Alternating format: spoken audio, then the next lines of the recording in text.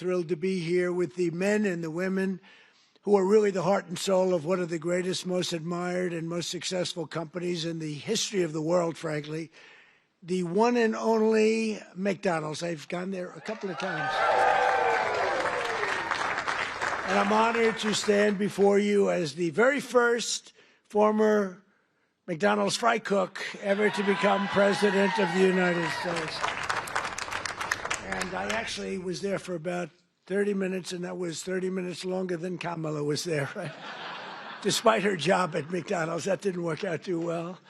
And the person at McDonald's that informed us off the record that she never worked there, whoever you are, we appreciate that. That was very nice. But I want to thank, as you know, the famous Sundar and Sergey Brin. These are two guys that own and run a place called Google. They called me the following day after I did that McDonald's little skit, because it wasn't a commercial. You got it for nothing.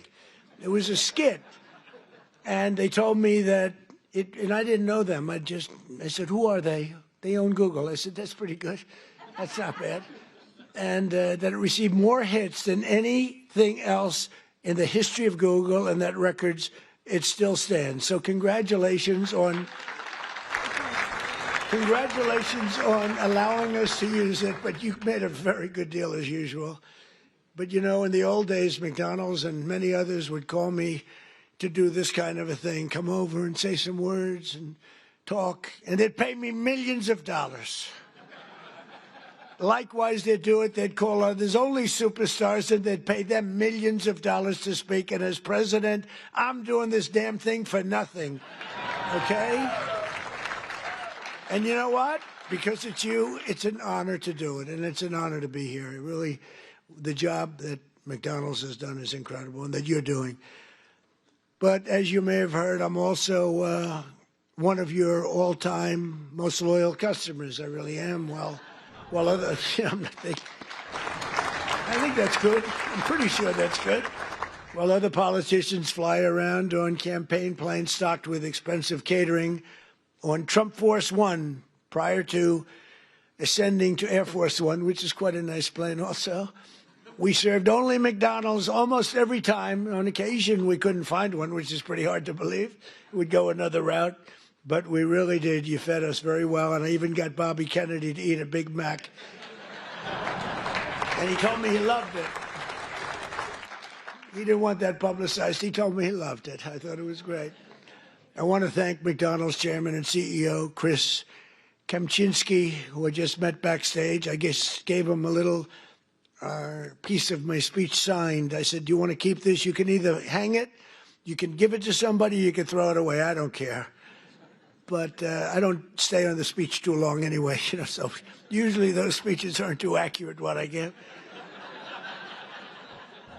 But McDonald's USA president is here, Joe Erlinger. Joe, wherever you may be, thank you very much. Thank you, Joe. Good job, along with everyone from the International Franchise Association, which does really fantastic work. I've heard from many people you do a fantastic job. So thanks as well to two former McDonald's operators now serving in Congress, Representative Kevin Hern and Chuck Edwards. Are you here, fellas? Come on, fellas. And they're warriors, those two. They're warriors. Thank you very much. Great job. And, of course, let me thank the people who truly keep the McDonald's magic alive, the incredible franchisees, and you got a lot of them here tonight. Yeah, and you're the heart and soul, and they would tell you that all the time. They tell me that. You carry on the commitment to what Ray Kroc said he wanted from every McDonald's restaurant, perfection. Have you heard that? Perfection. That was very strong.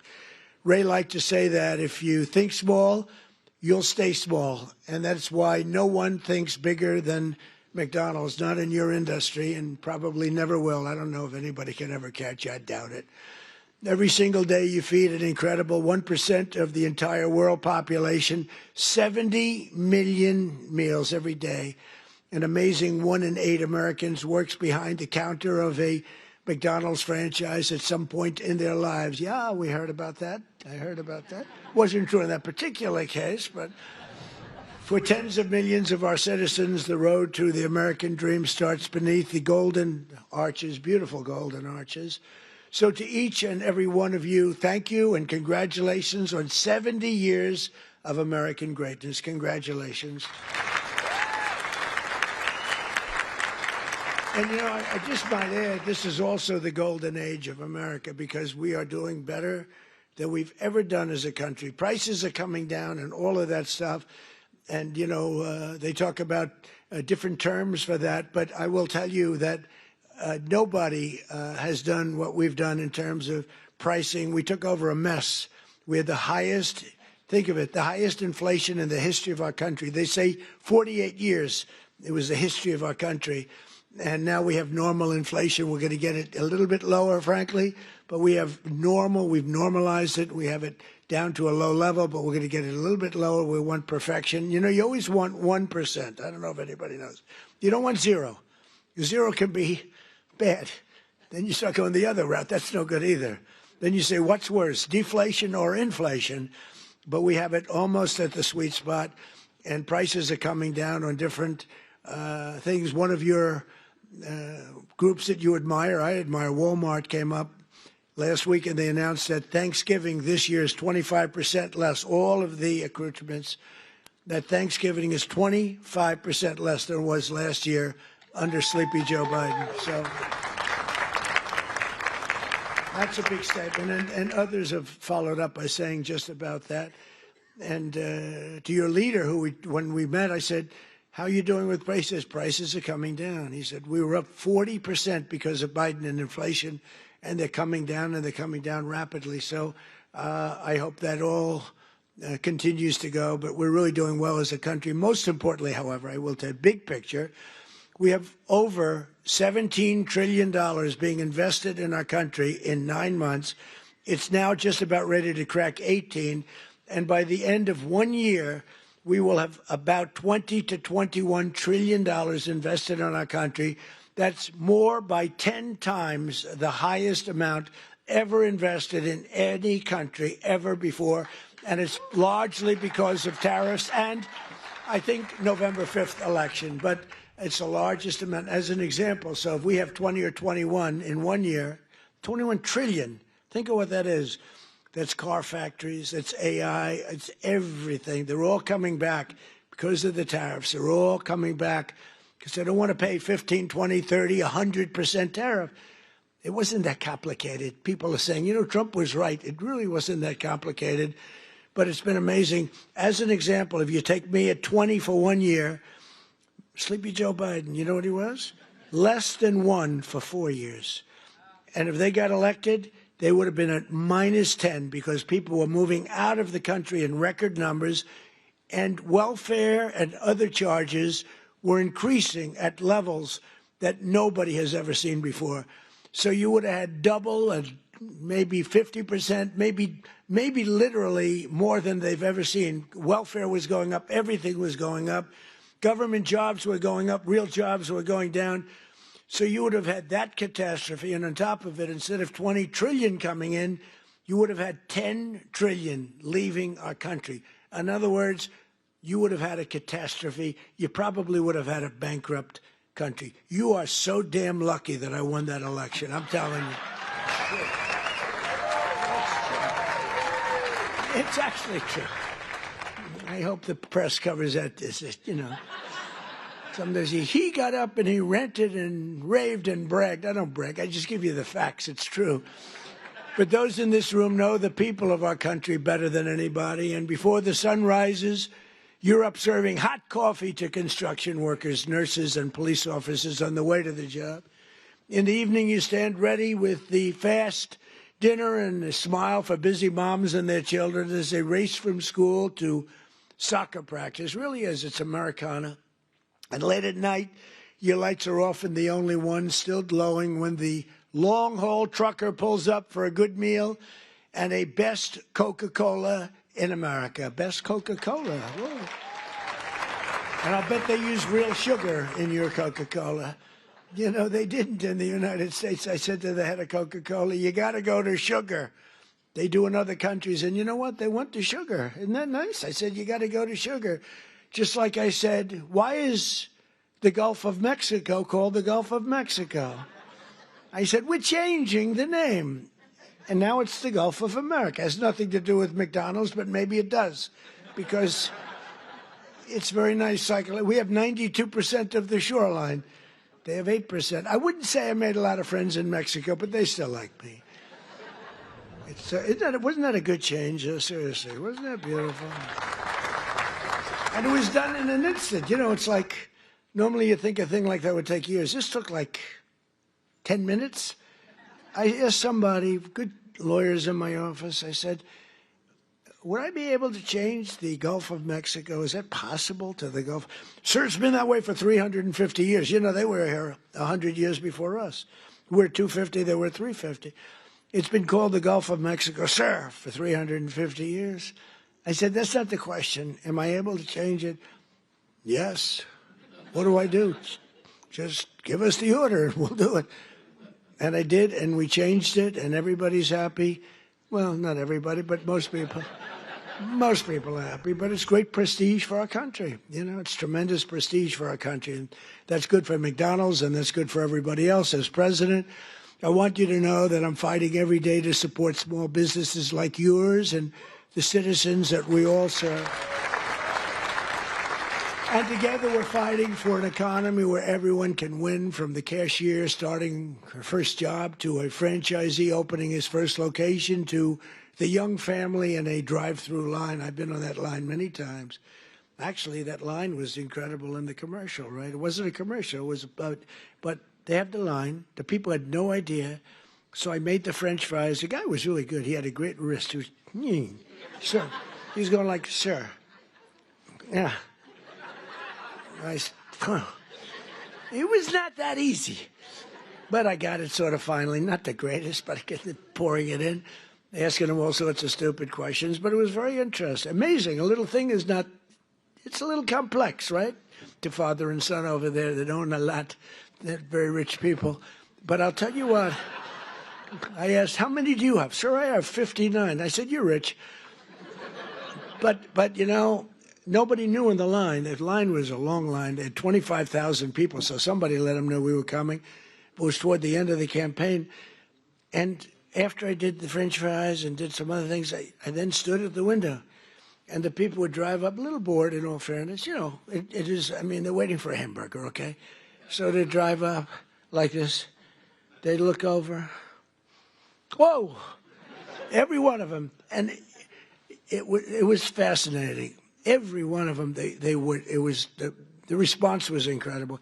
Almost like I knew I was going to win when I saw that.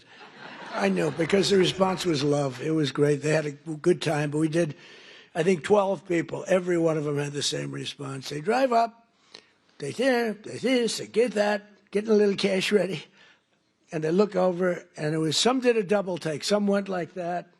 Whoa. But it was sort of an amazing moment. You know, I did a garbage truck also, right?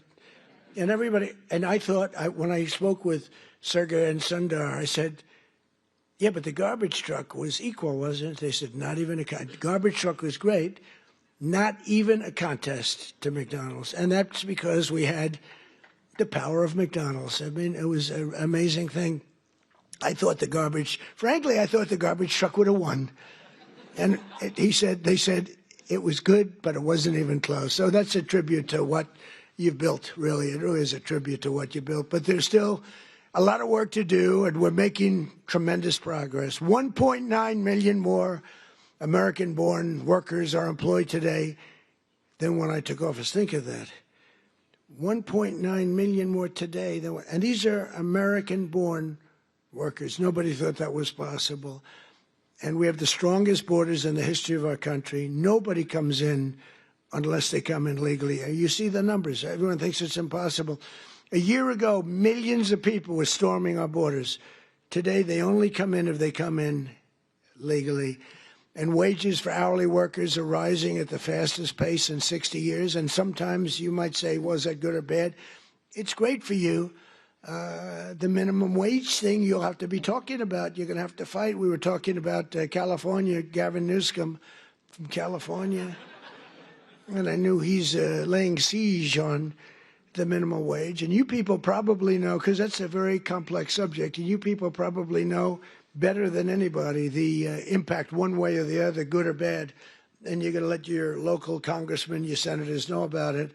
But in 9 months, we've lifted over 600,000 Americans off a food stamp, and that's a record. And in stark, because we really have a strong economy. I mean, we're building thousands and thousands of factories all over this country. Wait till they open up. You're going to see something like I think like we've never seen before. You know, we lost our auto industry. 54% of our auto industry left for other places over the years. And I think we're going to get it more than all back. They're coming in from Mexico, from Canada, from Germany. They're coming in from Japan. We made a deal with Japan, $650 billion. We never got anything. We made a deal with the European Union, $950 billion, and have to buy our oil and gas and many other things. And I want to say it's good for everybody. All that we made a deal recently with China, where they buy our soybeans, but it's hundreds of billions of dollars. And it's incredible what's taken place in our country. The world was laughing at us like we were stupid people. They're not laughing anymore. They don't laugh at us anymore. They respect us now again, and that's what we want. We want to be liked. We want to be respected, much more so than being liked. And, you know, in a certain way, they like us better now, too. They respect us, but they like us better now because the world was ripping off our country. Not sustainable, not even sustainable. China was making $722 billion. Think of that. Not million. 722 million's a lot, isn't it? $722 billion. They built their military with the money that we gave them over the years. And in my first term, we had a great first term. The most successful economy we've ever had in my first term. This is going to blow it away. This is blowing it away, to be honest with you. It blows everything away. There's never been a time like this, and you're going to see the results, you know, pretty quickly. But in stark contrast to the previous administration, 100% of all new jobs created in America under my administration have been created in the private sector. Because, you know, we are trimming out government jobs. You can't have, you know, what they do is they give you phony job numbers in a lot of ways, but they'd hire 100,000 people, and all of a sudden it looks like they're doing well. They're not doing well, because those are jobs that they hurt our country. If those jobs can be in the private sector, paying taxes and all the other things, it's a big 100% of the jobs that we put in have been, think of that, are in the private, come from the private sector. In my first term, we built the greatest economy in the history of the world. And now we're doing it again, but this time it really is, as I said, much stronger, much better. I think it's going to be something that nobody has ever seen before. My pledge to every family and every small business is that I will not rest until you are richer, stronger, more successful, happier, till you've gotten a piece of the American dream. Some of you in this room have really gotten a piece of it because you made a great decision to go with a great, great company years ago. And it's really pretty amazing. That begins with making America. We have to do, the word is affordable, and affordable should be our word, not theirs. Because the Democrats got up and talked affordability, and they don't say that they had the worst inflation in history, the highest energy prices in history.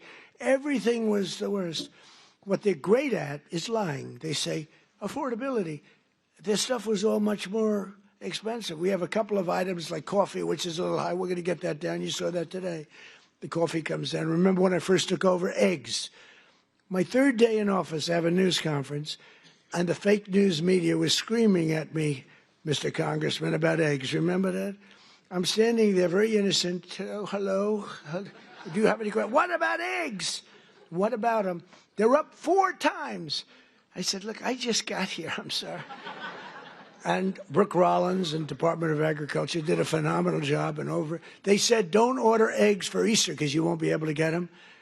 And they said, we have a big Easter egg hunt at the White House. It's sort of a thing that has gone on for 100 years. They said, could you order plastic eggs? I said, I'm not ordering plastic eggs. We're going to have eggs down by that time. And by the time we got to Easter, the price of eggs had fallen precipitously. We had all the eggs in this country you want. And we know what we're doing. I mean, we know what we're doing. We rebuilt our military. We have the greatest military anywhere in the world. We make the greatest military equipment anywhere in the world. And everybody knows it. And everybody knows it. And you saw that with the way we took out the nuclear capability of Iran with those gorgeous B-2 bombers. They flew in there and they wiped it. And the word was obliterated. Remember when CNN said, well, it might not have been obliteration. Think of the pilots. They go in there, they're under fire. I was watching this from the Situation Room, and you get to see things in situations that you wouldn't believe. And they said, sir, they have entered Iran airspace. All of a sudden you see much faster. Then you see them going down at the whole thing was crazy. I actually said, do people really want to do that for a living? They're waiting for them, but the equipment is so good. The B-2 bomber, stealth. They never saw them. They never saw them. I mean, it's the most amazing thing. And I honored the pilots at the White House. I had them brought in, along with mechanics and a lot of other people. We brought them to the White House to give a little celebration because they flew 37 hours flawlessly. Now compare that to the Jimmy Carter Iran situation with the helicopters crashing and the this and the, oh, what a horror, and the hostages. And I said, we can't let that happen, but we have a great team. General Raisin Kane is unbelievable. The whole group is unbelievable. And they went in, and I brought them into the White House, and I brought them then into the Oval Office, the pilots. And we met them, all handsome. They look like Tom Cruise. They really do. I don't want to be a wise guy and say, but taller. I'm not going to say that. No, they're perfect specimens. I mean, these guys are like from a movie. I could take everyone, put them in a movie. And I said to him, so what's the story with that raid? Did you expect, because you remember I pulled it back? Because I saw reporting that we're going to be leaving at a certain time.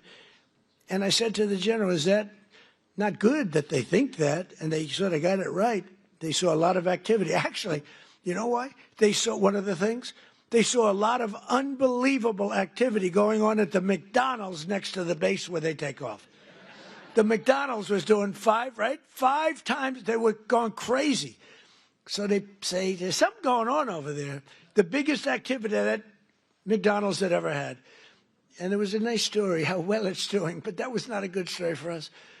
So I canceled it and then replaced. I announced we're canceling it. And the pilots said they were devastated. Then I put it back at the exact same time because that was the only time they weren't thinking would happen. And we left exactly in time, but that was after canceling it 2 days before. And then we put it right back in the exact same slot. And we had identical planes, B-2s, flying four of them, flying into Guam. And they thought that was the attack team. And they were watching those planes in Guam, going to Guam, and that was not the planes that we had. But think of it, they flew both ways 37 hours without a sputtering of a bad engine, without any problem. But they got in and they said they have entered Iran airspace and the enemy's waiting for them. And they dropped the bombs. They hit every chute. You know, they have air chutes that go deep into the granite mountains. If you don't hit those chutes, the damage won't be as big as you want.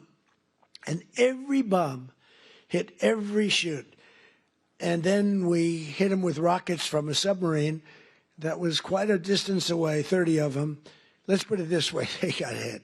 And it totally took out the nuclear capability. And I said to these guys when they came in to the office, I said, do you guys like doing this stuff? You know, they said, sir, it was the greatest day of our life. Can you believe this, Congressman?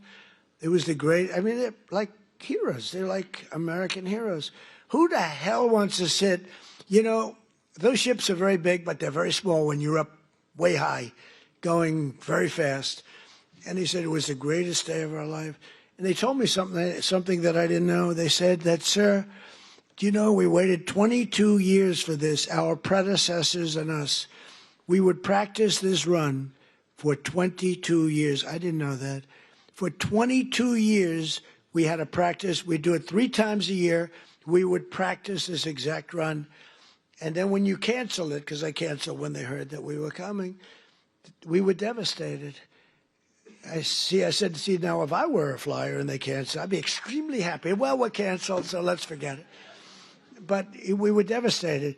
So I said, this is something you really love, right? Yes, sir. We were so honored. This was the greatest day of our life. I mean, it's really great. We just have incredible people in this country. It's an amazing story. And they hit, and then they said, skedaddle, the word skedaddle.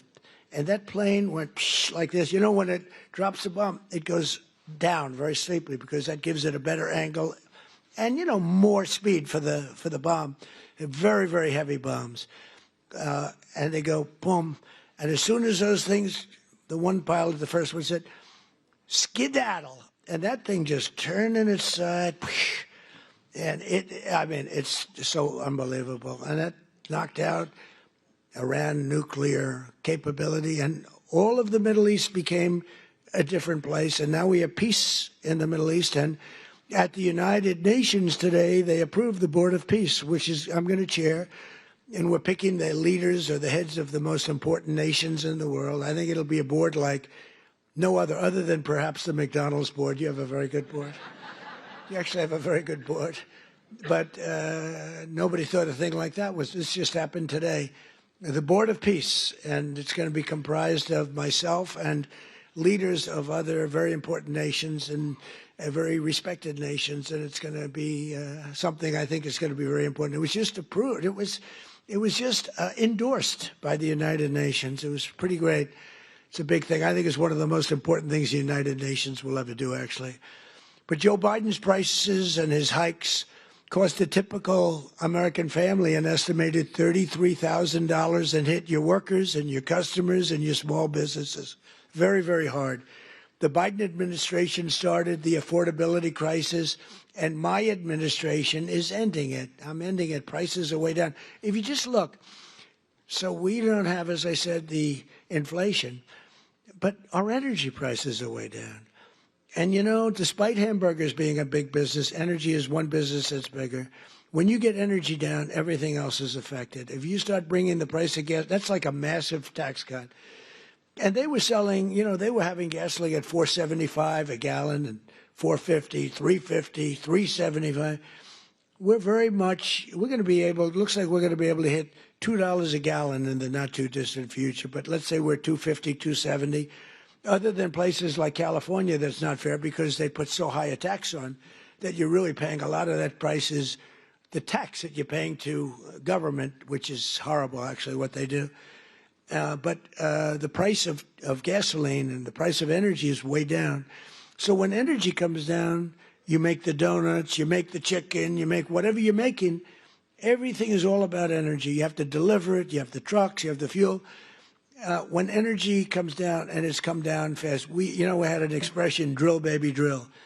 And I drilled, baby, drilled. I tell you, we drilled. And last month it was announced we produced more oil and gas than any time in the history of our country by far.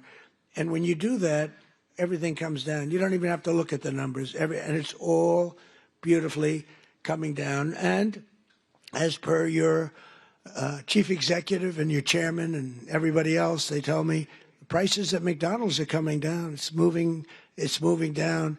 Unfortunately, they were so high in the last administration that people aren't that happy because it was so high. So even though it's coming down and coming down a lot, they want to see where it was, like when I was president. And we'll be getting it very close to that number, maybe even better, depending on what we do with energy. But the energy is coming way down. In the 9 months since I took office, we've stopped inflation in the tracks. Since January, the core inflation has been the lowest in just about 8 years, just changed. It was 4 years, now it's 8 years. It just changed about an hour. They just said, sir, if you want, we can rewrite the speech. I said, no, I can remember it very nicely. Thank you. I'm not Biden. In the past 6 months, the price of breakfast items has fallen 14%. Bread prices are down. Dairy prices are down. And the price of eggs has declined 86% since March, and much more than that since when I took over. Because when I took over, it was an egg crisis, as we said. And I want to give a very special thanks to McDonald's for slashing prices for your most popular items, bringing back extra value meals, and I hear you're recommitting to the affordable options of Americans that we really know and love, all of the items that we love.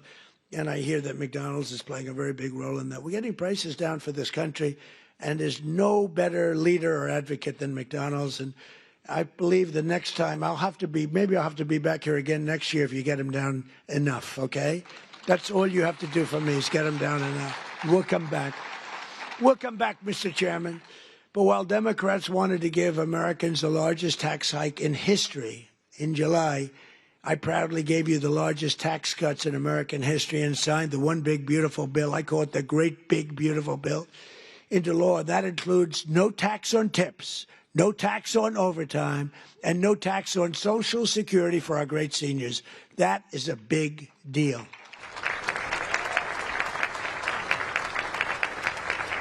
So the great big beautiful bill is the biggest piece of legislation ever passed in our country's history.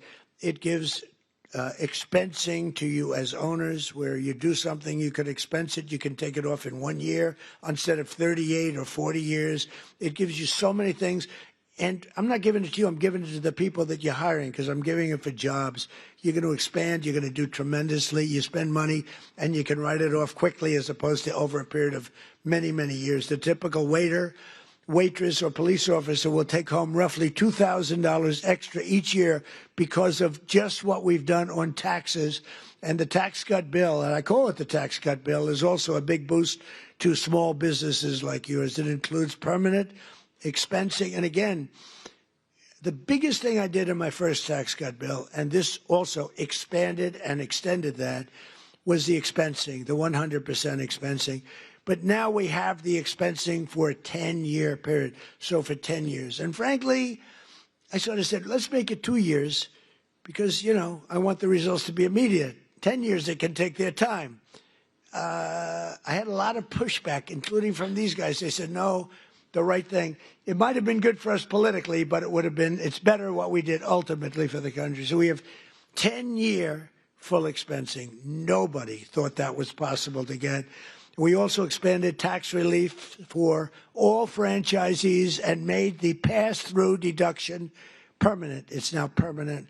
And very importantly, under our tax cut bill, we virtually eliminated the unfair estate tax or death tax, so you can keep your family business in the family, your children, if you love your children.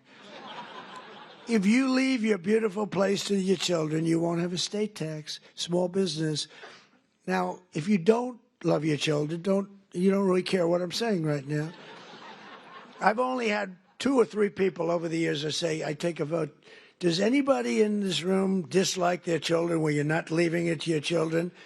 And, you know, it's always blank, blank, blank. Then all of a sudden, one guy about 6 rows back, okay. And I thought he was kidding. I said, oh, that's so funny. I'm not kidding. My kid is no good. I'm not. And I said, this is amazing. So he's not so happy with this, but it's all right. But think of it, you know, farmers especially, where they'd have a farm. And, you know, the expression, the land rich, cash poor a little bit. But they have a great, wonderful thing and a way of life that they wouldn't change with anybody, not even a franchisee, right? They don't want they don't want a McDonald's. If they have a farm, they love their farm, just like you love what you're doing. But the farmers were dying, leaving their farm to their children. The value of the farm was high. They'd go out. They'd have a tremendous estate tax or death tax. And it would so much. I mean, the percentage is crazy how high. They'd end up losing the farm in bankruptcy. They'd go out and borrow all this money to pay the tax, the estate tax. They'd put a mortgage on the farm, and they'd end up losing the farm. Many of them committed suicide. They would commit suicide. It was such a horrible thing that was happening. And we've ended, think of that, the death tax, the estate tax on the small businesses. So I hope you're around for a long time. You don't have to think about it. But it's a great thing for your family, and it's, you know, a great thing for longevity. You know, you treat your franchise just like a farmer treats his farm. You love it. I know you're there early, you're cleaning it, little touch of paint here or there. There's a little spot on the ceiling, drives you crazy, right? It's, it's love. It's love for what you do. It's amazing the job you do, too. I see it. I've been in plenty of McDonald's that clean beautifully. You must have some awfully good incentives because they are really amazing places, the job that's done. But upon taking office, I signed an order requiring that for every new regulation, 10 old job-killing regulations have to be eliminated. So if we put in a new regulation, then we get rid of 10. Otherwise, you don't get the new regulation. And, we got rid of the drip, drip water. We call it the drip, drip, where drip drips out of the sink. States with tremendous water, so much water, they have nothing but problems getting rid. They had restrictions on water. It comes down from heaven, right? They had restrictions on water. So you want to wash your hands, or like me, I want to wash my hair. I lather up. Then I turn that, and there's no water. The water's drip. They put a restrictor on. I won't mention the third item in the bathroom because I always get criticized. I used to mention that, but I don't mention it anymore because you know what I think you do. If you don't know what I'm talking about, then you shouldn't be owning a McDonald's franchise. You wouldn't do well even with a McDonald's franchise. But no, the water restrictions totally lifted. All restrictors are gone. And it's interesting. Your dishwashers were covered, right? You had no water.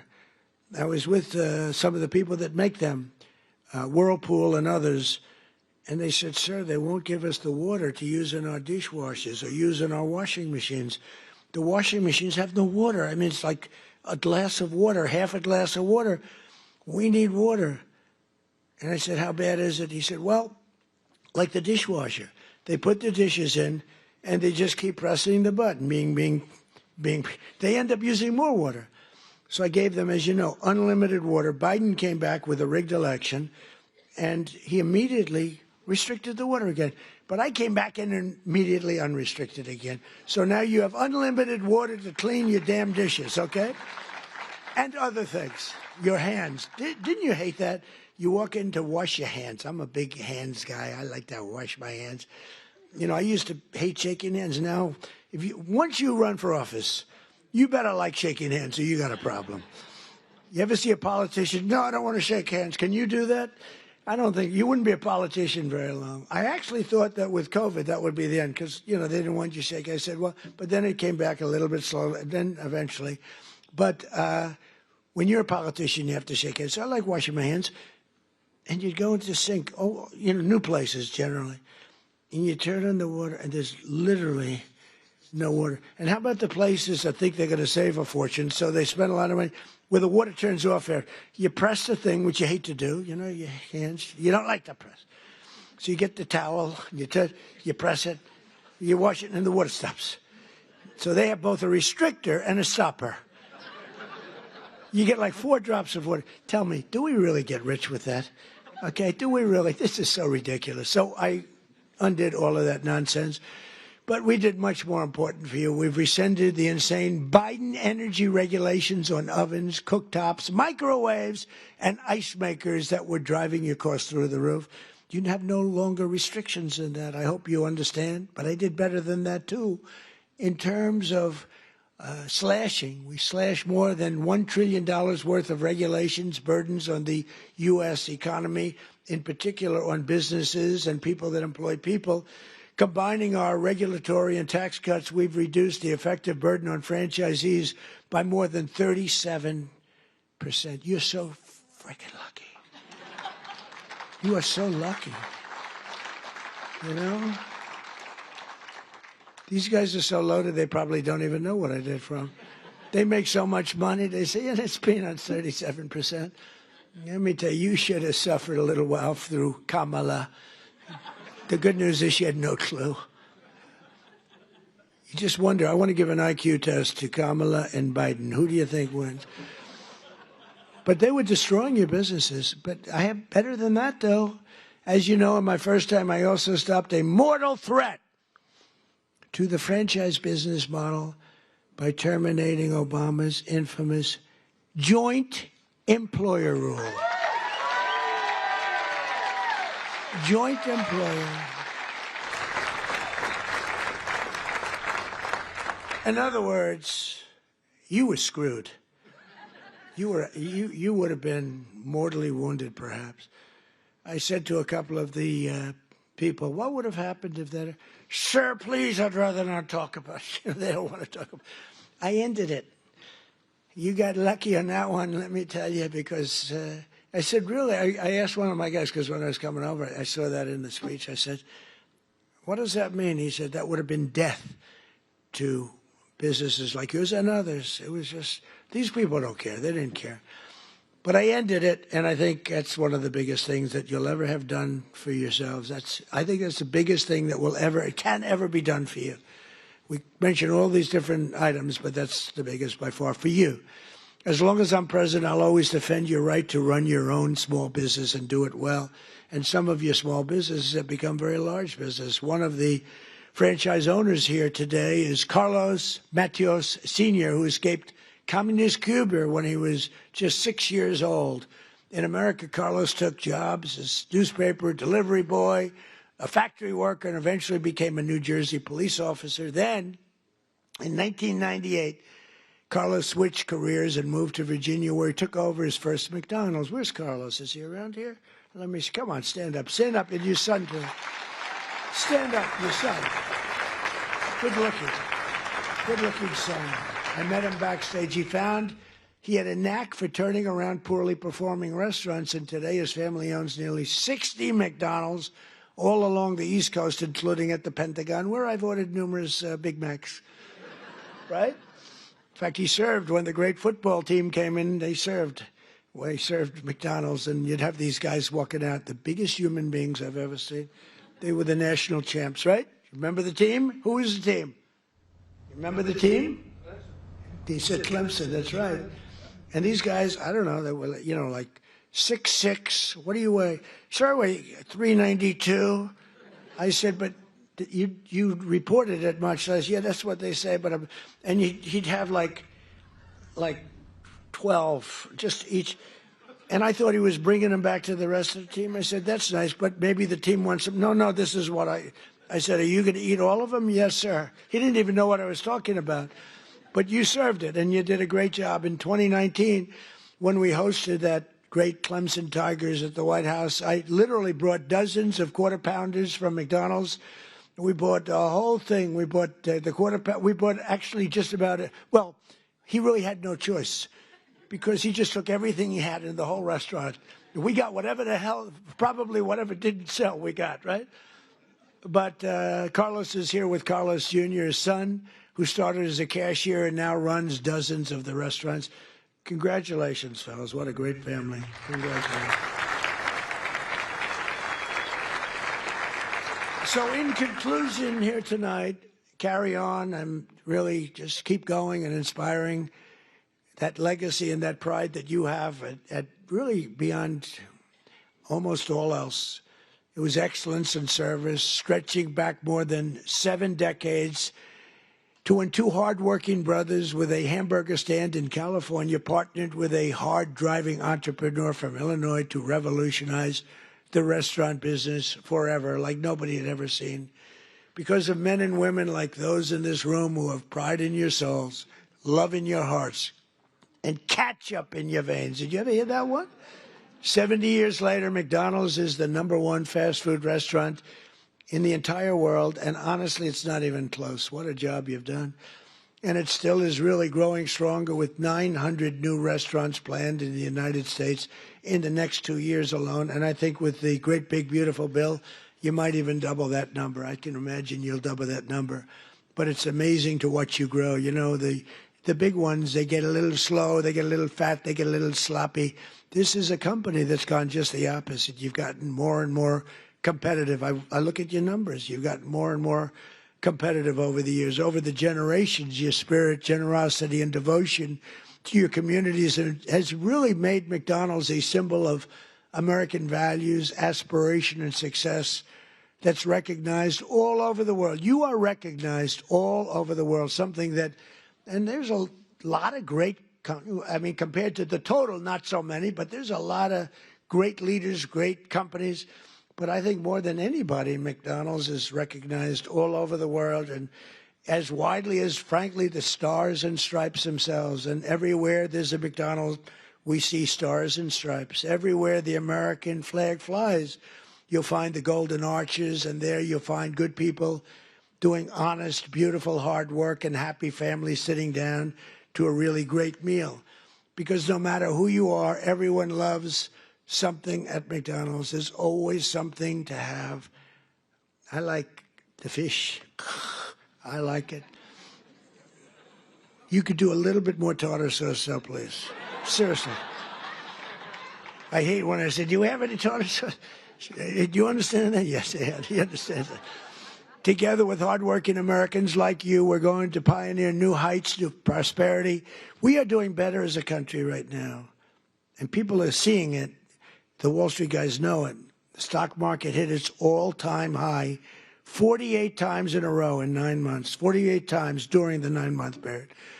And we're hitting the highest stock market we've ever had in history. All markets, all three, all markets, every one of them, has hit all brand new highs. It's a good time to be making this speech, because when you make one of these speeches, if you're doing lousy, it's not good. And you know, the stock market, you can say what you want, but it's a hell of an indicator. It's really a hell of an indicator. And your stock is doing phenomenally. But the stock market has hit an all-time high 48 times during the last 9 months. And we're going to pioneer new heights even from that. These new heights of prosperity are going to be incredible. We're looking at affordability. We're going to bring it down for everybody, because not everybody understands the fact that a great stock market is great for everybody, including 401ks. You know, the 401ks hit the highest number that they've ever been 2 days ago. And that's a lot of people. So they understand what's going on. We're going to make the American dream two words that you didn't have. You didn't have those 2 words. Remember when Biden said, it's all about 3 words, the American dream? You don't want to ever get in that situation. Remember that? That was not good. It's all about 3 words, American dream.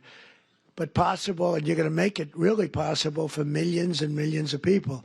And you have an administration that's got your back. You don't have an administration that wants to put you out of business, that wants to take away your water, that wants to have you not use a microwave oven, that wants to do all these horrible things that are going to destroy you. They were looking to destroy you and other businesses too. So together we're going to make America richer, stronger, prouder, and happier than ever before. And you people can be very, very proud of the job you've done. You're respected all over the world, and it's an honor to be with the McDonald's. Thank you very much, everybody. Thank you. Thank you.